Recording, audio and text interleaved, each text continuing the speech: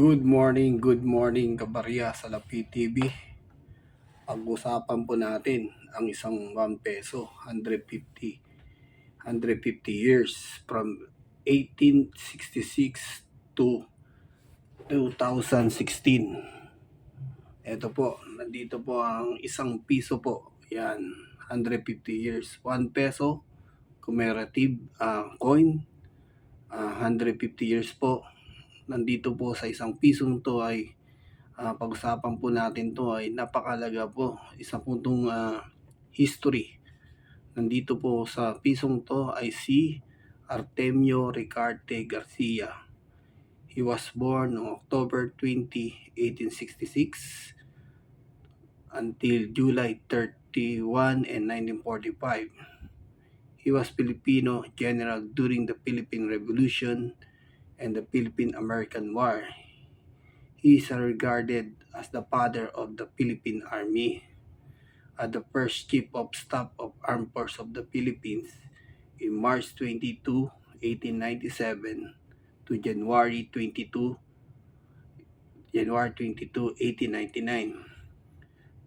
Though the President of the Philippine Army descended from the American Allied, the forces that defeated the Philippine Revolution Army led by General Ricarte. Ricarte is notable for never having taken an oath and allegiance to the United States government to occupy Philippines in 1898 to 1946. So, bigyan po ulit natin ang history na itong pisong to. Napakalaga po sa ating mga Pilipino na isang bayani po ang nandito sa pisong to. So, usapan po ulit natin ang background na ito ni Artemio. Artemio was the middle child of Esteban Ricarte. Yan sa family niya, Faustino and Bonifacia Garcia, Rihona, and the other, yan. And the other, yan. Tapos yan, ang ano niya, baling ang magulang niya po si Bonifacia Garcia saka si Esteban. Yan po. Yan. Tapos they were all born in the town of Batak, Ilocos Norte. Artemio finished his early studies in his hometown and moved to Manila. Yan po siya. Pumunta siya ng Manila para mag-aral.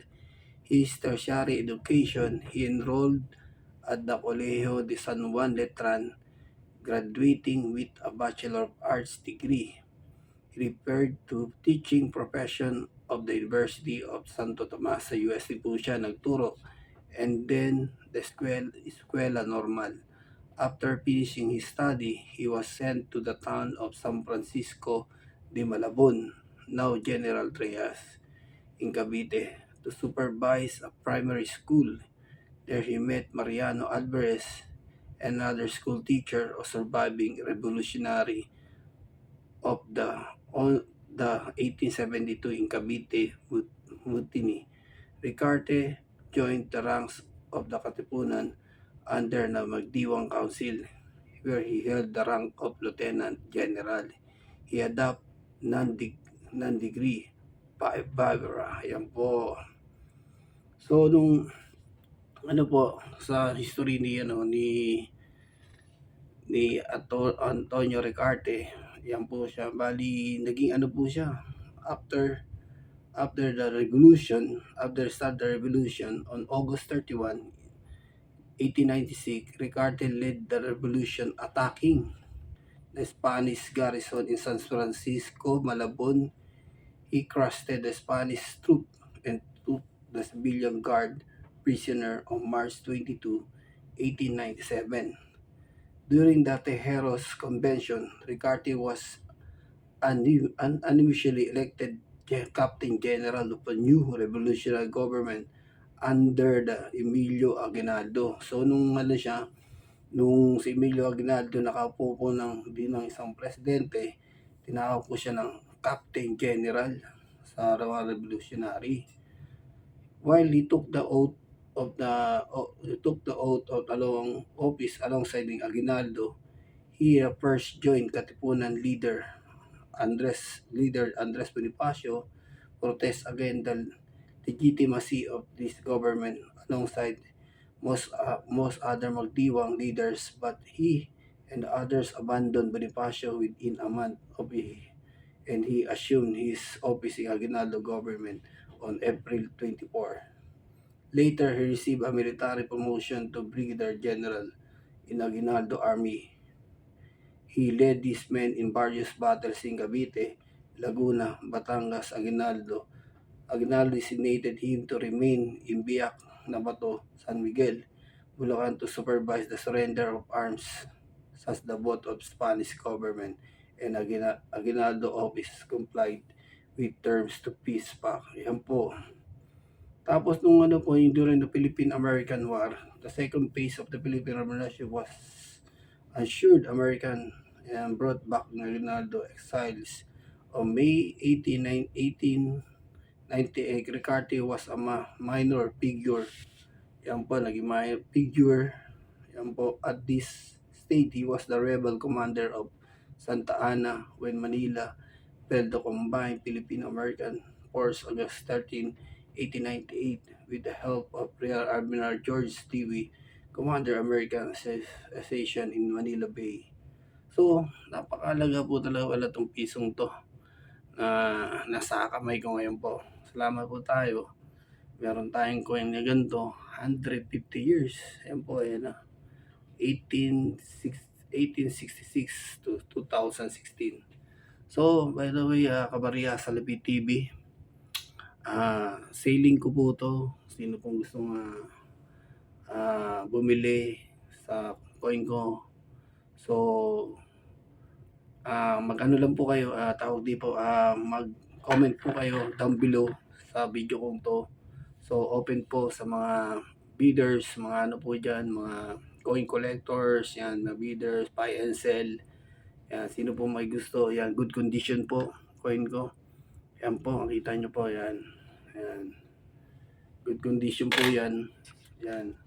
Selling ko po yan, bali yan, yan selling ko. Yan. Ito po. Oops, yan, yan. Ricardo, ayan po, si Ricarte, and Artemio Ricarte, yan po. So, bali dalawa po pala itong 150 years na 1 peso. Meron din po kung Dr. Jose Rizal, yan. Yan po. So, yan, 150 years din po siya. Bali dalawa po yan siya. Yan.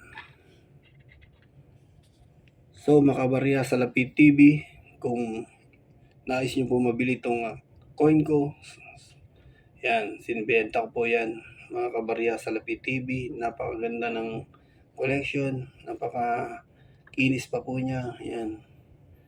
Yan po, yan. Yan mga coin ko, wala po siyang yan, dent, kundi lang. Yan po, likod niya, yan. Yan. Ito naman kay Ricarte, yan. Antermio Ricarte, Dr. Cerza, yan. Yan, 2016. Ito, yan. 2011 yung kay Dr. Cerza. So, once back, yes, Kabarya sa Lapi TV. Yan po. Kung nais nyo pong mapasahin nyo itong coin ko, yan, comment down below sa vlog kong po to. At welcome po kayo at pwede nyo pong bilhin yan. Kayo na po mag presyo, kung magkano, kung ano po tayo ng presyo. Magka-deal po tayo sa mga presyo nyo. Mapapasahin nyo po itong dalawa kong 150 years yan. Dr. Jose Rizal at Artemio Ricarte. Puro sila mga history. Yan. History na coin yan po. So once again, God bless sa inyong Kabarya sa Lapid TV. Kung nais nyo pong ganitong mga content, mga coin, yan, welcome po kayo. Share nyo lang po ang share and follow na rin po, subscribe din po kayo dito sa aking channel. Maraming salamat po, Kabarya sa Lapid TV. Ang barya nyo ay mahalaga at meron po talagang presyo, mataas na presyo. God bless to all and have a nice morning. Thank you very much and God bless, Kabarya sa Lapid TV. Thank you.